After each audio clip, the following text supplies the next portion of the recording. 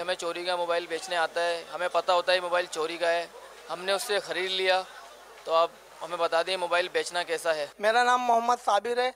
मेरा एक सवाल है कि अगर जैसे कोई चोरी का मोबाइल बेचने आता है और हमें पता है कि ये चोरी का मोबाइल है और वो अपनी कानूनी कार्रवाई अपनी एनआईसी की कॉपी भी दे हमें, तो आया ऐसा मोबाइल हमें लेना जायज़ है? एक रिवायत है जिसका ख़ुलासा ये है कि जो शख्स चोरी का माल ख़रीदता है तो वो उस चोरी में हिस्सादार होता है।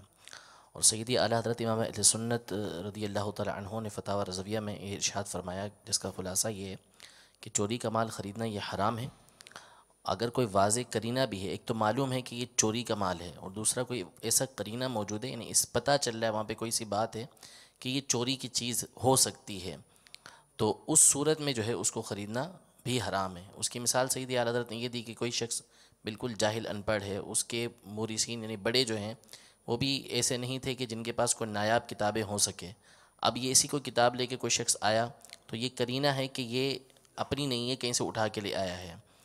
तो ऐसी कोई सूरत हाल हो कि जिससे ये पता भी चलता हो कि चीज़ चोरी की हो सकती है, तो फिर उसको ख़रीदना ये हराम फरमाया कि इसकी इजाज़त नहीं है। ख़रीदी है तो मालिक को वापस करना, मालिक नहीं तो उसके जो वरसा हैं उनको वापस करना लाजिम है, वरना फिर फ़ुक़रा पर ये जो फ़कीर होते हैं शरई उनके ऊपर ये बग़ैर सवाब की नीयत के सदका करेगा। करीने में ये भी शामिल है कि इसका बाप भी जाहिल था कि इसको विरसे में भी नहीं मिली होगी, यानी ऐसा कोई करीना हो कि ये किताब लाया, ये बुद्धू इसको किताब का नाम नहीं पढ़ने आता, ना इसका बाप कोई मतलब ये किताब पढ़ सकता था, और फिर ये किताब लाया कहाँ से, तो हो ना हो ये कहीं से उठा के लाया है। अब अगर इसमें कोई, फिर ये आला हज़रत ने बेशक इरशाद फरमाया, लेकिन अब कोई ऐसा सबूत मिलता है कि भाई इसको किसी ने गिफ्ट कर दी है किताब, तो इसलिए बेच रहे, तो जायज़ हो जाएगा।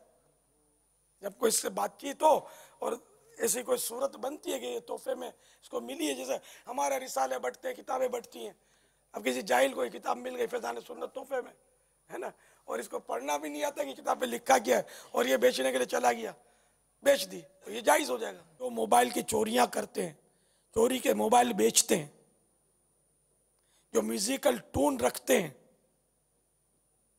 गाने सुनते हैं, मोबाइल पर फिल्में देखते हैं, ड्रामे देखते हैं, बेपर्दा औरतों की तस्वीरें रखते हैं और देखते हैं, ब्लू फिल्में देखते हैं, नेट पर गंदी गंदी जो क्लिप्स गंदे गंदे देखते हैं, मनाजिर देखते हैं, बदनिगाहियाँ करते हैं, सब खबरदार हो जाएं, वरना जहन्नम अल्लाह के कहरो गज़ब का मज़हर है। और उसमें जो कुछ है, जो हदीसों में मिसालें दी गई, कुरान करीम में बयान किया गया, ये सब मिसालें बयान की गई समझाने के लिए, वरना हकीकत ये है कि जो जहन्नम में जाएगा उसको पता चलेगा जहन्नम क्या है। ऐसी यानी कि इसको दुनिया में समझाया नहीं जा सकेगा सही मानों में कि इसकी तकलीफ कैसी होगी, इसकी मिसाल दी नहीं जा सकती। जैसे किसी को अभी जिंदा आग में डाल दिया जाए, ये अभी ये चीख भी नहीं निकलेगी, भुन जाएगा, मर जाएगा।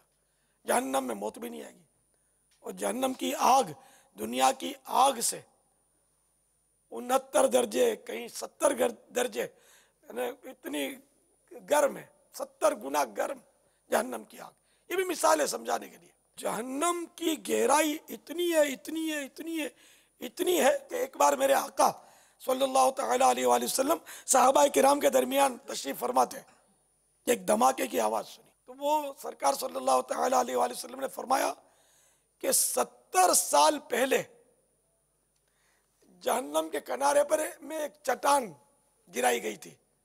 70 साल पहले, वो अभी जहन्नम की तह में पहुंची है, तले में इसके, इतना गहरा, अरबों खरबों मील। ये भी मिसाल समझाने के लिए, 70 साल तक वो गिरती रही, जबकि बहार शरीयत में लिखा है कि इंसानी सर, ये सर है ना हमारा हेड, इंसानी सर के बराबर शीशे का गोला अगर आसमान से जमीन की तरफ गिराया जाए ना, सुबह का गिराया जाए तो रात तक जमीन तक पहुंच जाए। हालांकि कितना ऊंचा है, 500 साल के बराबर रहा है इसकी, फिर भी वो सुबह से शाम में ये पहुंच जाए, एक दिन में पहुंच जाए जमीन तक, तो ये जहन्नम कितनी गहरी होगी, इसकी पैमाइश मुमकिन ही नहीं है हमारे लिए।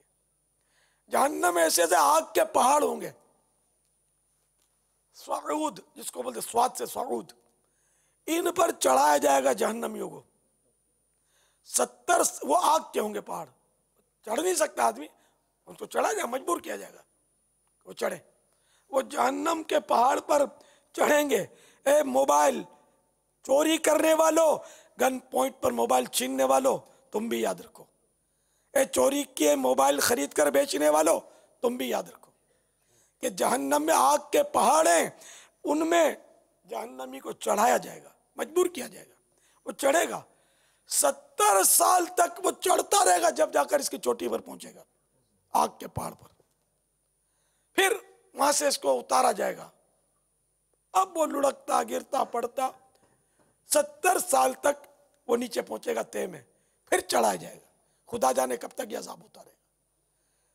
तो जो भी गुनाह करता है, नमाज नहीं पढ़ता, जानबूझकर जमाअत तर्क करता है, बददियानती करता है, झूठ बोलता है, गाली निकालता है, गीबत करता है, माँ बाप को सताता है, लोगों पर जुल्म करता है, दहशत गर्दियां करता है, लोगों को धमकियां देकर भत्ता वसूल करता है, सब के सब सुने, खुदा की कसम जहन्नम का अजाब इतना सख्त है कि 1 सेकंड के करोड़वें हिस्से के लिए भी कोई बर्दाश्त नहीं कर सकेगा, कोई बर्दाश्त नहीं कर सकेगा। तो आज से सब के सब अपने तमाम गुनाहों से तौबा करके नमाजी बन जाए, सुन्नतें अपना लें, गुनाहों को 3 तलाक दे दें, गुनाहों भरे हालात घरों से निकाल दें, सब निकाल दें, घर को पाक करके आयतुल कुर्सी लगा दें, बिस्मिल्लाहिर्रहमानिर्रहीम लिखा हुआ लगा दें, अस्सलातु वस्सलामु अलैका या रसूल अल्लाह की फ्रेम लगा दें, मक्के मदीने की फ्रेमें लगा दें। ये लगाए, ये लगाने की,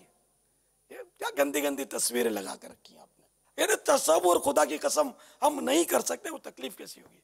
या अल्लाह बेहिसाब बख्श दे हमें, जहन्नम का 1 लम्हे का करोड़वां हिस्सा भी हमें ना हो अज़ाब, महबूब की शफात नसीब हो जाए, बेहिसाब हमको बख्श दे।